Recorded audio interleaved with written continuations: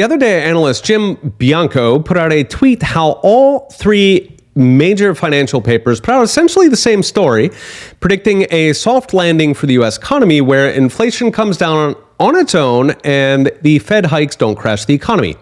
As if the mothership itself broadcast the bat signal and the papers all fell in line.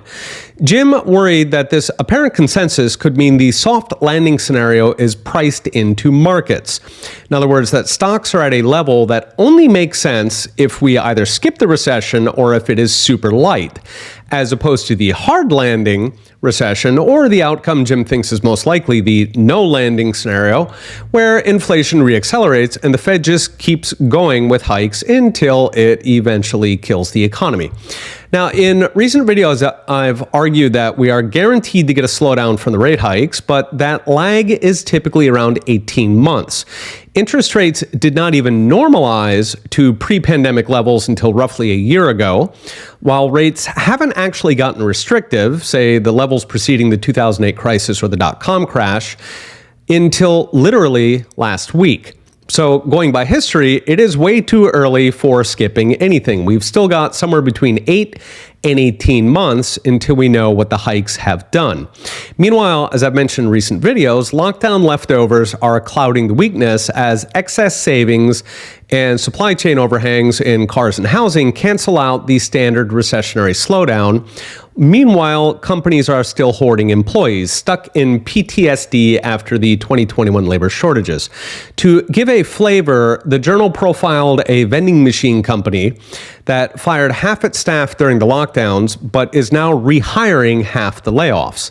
So that's 50% growth in headcount, but it's a one-time thing. It's not like we're undergoing 50% GDP growth.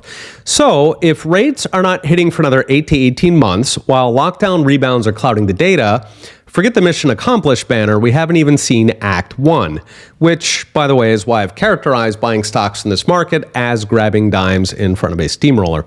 So what is next? The key numbers to watch are going to be sales by sector, layoffs by sector, and core inflation. Specifically, whether those lockdown one-timers are holding up or whether the savings are running down, the cars and houses are normalizing, and whether labor hoarding continues, meaning reducing hours while holding on to the body count.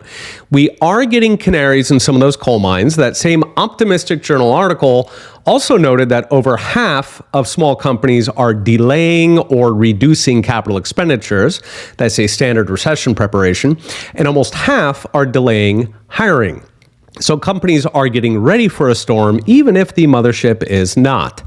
The big unknown at this point is core inflation. If it keeps coming down, then the Fed is done hiking and we're on that 8 to 18 month clock.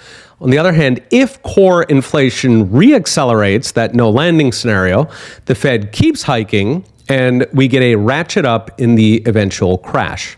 Either way, it is very early for these celebratory bat signals. Okay, we'll be watching. See you next time.